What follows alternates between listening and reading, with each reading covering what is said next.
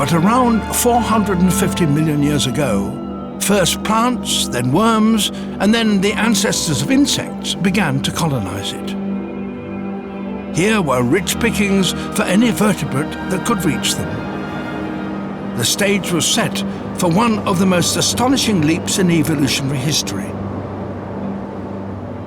The vertebrates move onto land.